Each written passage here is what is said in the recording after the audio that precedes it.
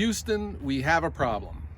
Today, guys, I have a repair to make on the Japa. I think this will be probably a first in the history of YouTube. We're going to be doing some surgery on a Japa Firewood processor. Stick around. Here's what happened. I was loading a log onto the infeed and I turned to come back to the machine and it was pouring hydraulic fluid out of the bottom. You can still see where it's on the machine. So I went around and turned the engine off and I started looking around. It was hard to see where it was coming from.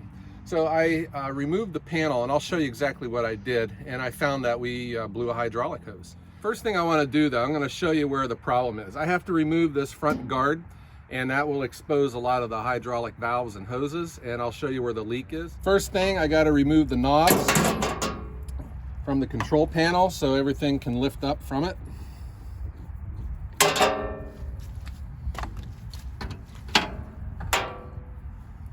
Then I got to remove the 4 bolts, and this will come right off.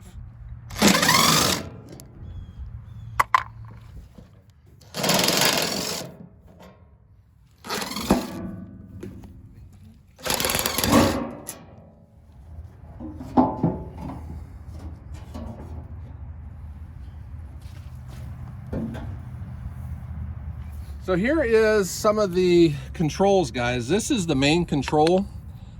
And that's why you see, it has a lot of functions to it. My leak is on the splitter return, and you can see where the hose is blown out right here. I'll show you what it was doing. I'm gonna start the engine up and then I'll show you where it's leaking from. I'm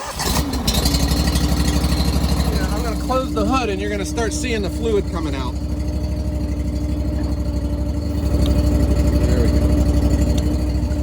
Remember, the hood is your safety feature on the Japa.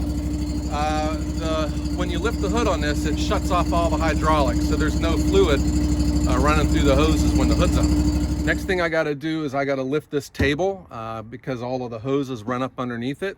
So I got two bolts that I have to take out.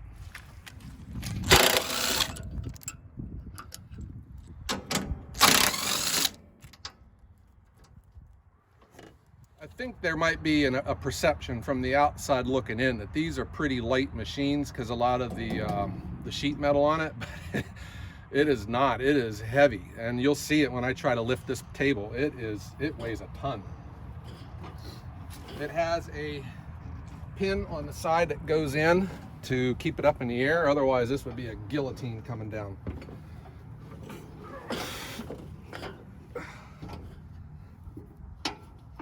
There we go. This is the heart and soul of the Japa 365, and it is very complex looking, but when you stare at it enough, it starts to make sense. Here's our tank. It holds 13 gallons of number 46. The filter is in here, the filler is here, and then from there, it's this main valve on the outside, and it all feeds the the splitter valve, the saw and the saw motor, and it all works in conjunction. It's pretty cool to look at. But from my viewpoint, what I see is everything is put in here nicely. You don't see anything rubbing up against the hydraulic hoses. Everything makes sense. And important for me, everything's easy to work on. We are gonna replace this hose right here. So it comes into here. It goes up underneath these lines and then goes into the return for the hydraulic tank. All right, so let's get started with the wrenches. This is a 1-inch fitting that I'm going to be taking off. I have a zip tie I'm going to snip off. And then I'm going to take the top of the hose off. Okay, and now I'm going to snake this hose out.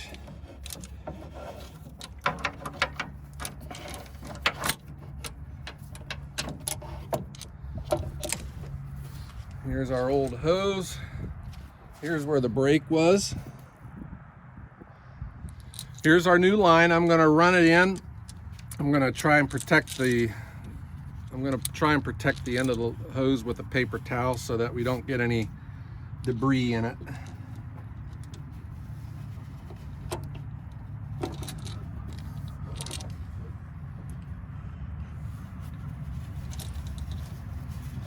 And it goes under these two lines, right?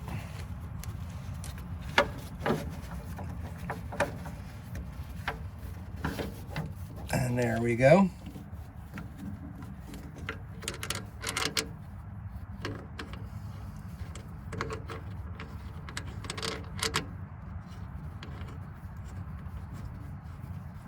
This line gets bent around and it's going to go right on top of here.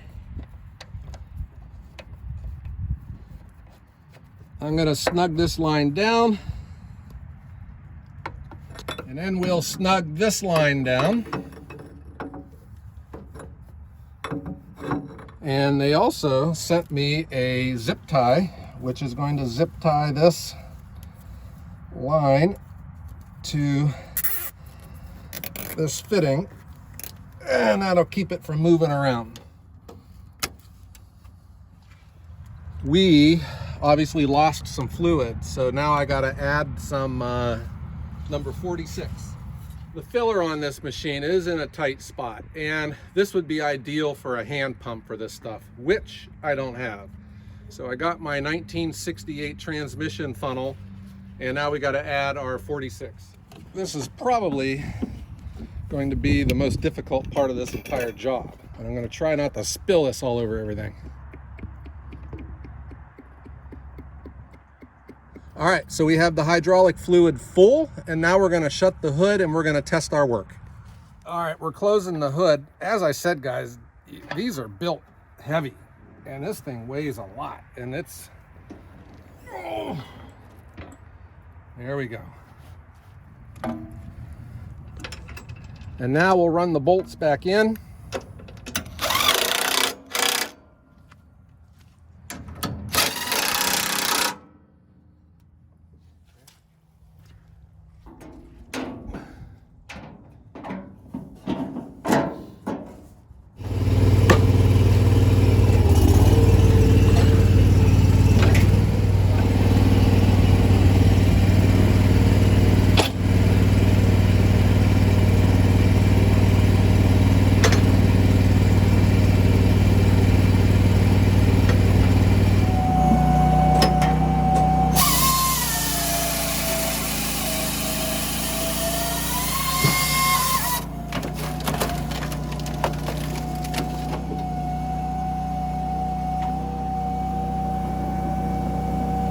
Was that the first repair of a Japa on YouTube? Maybe it was.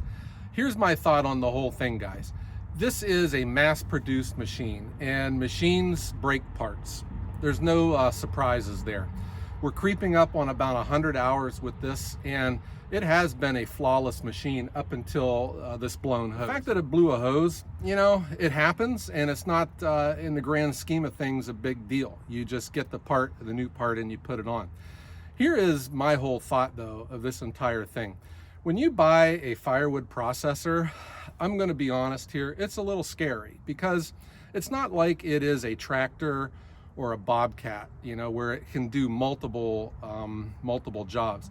A Firewood processor is a very specific machine. It only does one thing, and it has to work, because if it doesn't work, you know, it just becomes a big red paperweight. So the fact that it broke isn't that big of a deal to me. This gets into this whole relationship with your dealer. And I remember when I was buying this machine, at the time, this was to be just the third in production in the United States. So it's not like a real popular machine. It's not like a Ford or a Bobcat, you know, where there's dealers all over the place. They have the one importer in Wisconsin, Meta Machines. When I expressed that concern to Bob Nelson with Meta Machines, he addressed it head on. He gave me 3 points that stuck with me. He says, number one, it is a very easy machine to work on. There is nothing that if you're good with wrenches that you can't fix. He says, number two, I will get you the parts overnight if I have to. And number three, if you're in over your head, I will go as far as to hire someone, a mechanic in your area, to come out and work on it for you. He said, and if that doesn't work, I will personally drive down to your house from Wisconsin and fix it myself. So for me to buy a machine, made in Finland, and it doesn't have a big footprint in the United States, that really made things easier for me to purchase. And here we go. I blew a hose 2 days ago, and I called him up and he answers his phone. That's the first thing I've learned about dealers, guys, especially if you're trying to buy a machine. When you call someone and you're looking to buy their machine and you can't get a hold of them, that's a clue, all right? How are they going to be when you need a part? But I called Meta Machines and Bob answers the phone. I told him what happened. I took some pictures and he told me exactly what that part was. He says, I have one right on my shelf. I'm going to overnight it to you. Not only that, but he sent me the zip tie, and he also told me to expense to him, the hydraulic fluid that leaked out. And I was just blown away. And I went as far as to ask him, I says, Bob, I said, are you just doing this because, I have a YouTube channel? And he says, absolutely not. He says, I do this all the time. He says, you're a valued customer. My credibility is on the line with every machine that goes out. Japa makes a great machine, and it's something that I believe in. And I know that parts break, and I'm here to fix them when they do. So sure enough, he sent me a picture that part was in the mail by 2 p.m. of that day when it was broke. And then it was here the very next day at 4 o'clock. All right. So talk about a dealer that you can trust, right? And let's not make this specific to Meta Machines, but I'm just saying, when you are buying a machine such, as a Firewood processor, how is the dealer and what's the dealer's reputation? That is one of the big things that I think you guys should pay attention to. Guys, I want to be totally upfront about this too. I am not sponsored by Japa, and I am also not sponsored by Meta Machines. I owe them nothing. They have given me nothing. I bought this machine before I was on YouTube. I bought this machine, at retail price. And all of these discussions that I had with Bob Nelson, came before the fact that I'm on YouTube and I'm showcasing this machine. This was just because I think this is a great machine. It's a great machine. And I just wanted to share that with everyone on YouTube. So don't think that I am, building up someone here because they, because I owe them something. I don't. This is just coming right from the heart. And I'll be honest too. If they dropped the ball, I would share that with you. If I thought that this machine, was a turkey, I would let you know that too. But it is not. This is a great machine, and this is probably, I had said this in an earlier video, I have had the lowest buyer's remorse when I purchased this machine, and I am 100% satisfied with it. I think it's a great machine. It's well engineered, and it's been very productive for me. Maybe the day will come where I will be sponsored by Japa. I think that would be great. They're a great company, and the same thing for Meta Machines. But I just wanted to share that with you. I'm under no obligation to say anything good about this machine. It's just coming right from my heart. And if you have been watching my videos, you know that I show, the machine struggling with bigger logs, where the splitter's getting hung up, where I'm having to clear jams in the splitter. So it's not like I'm just showcasing it for an infomercial.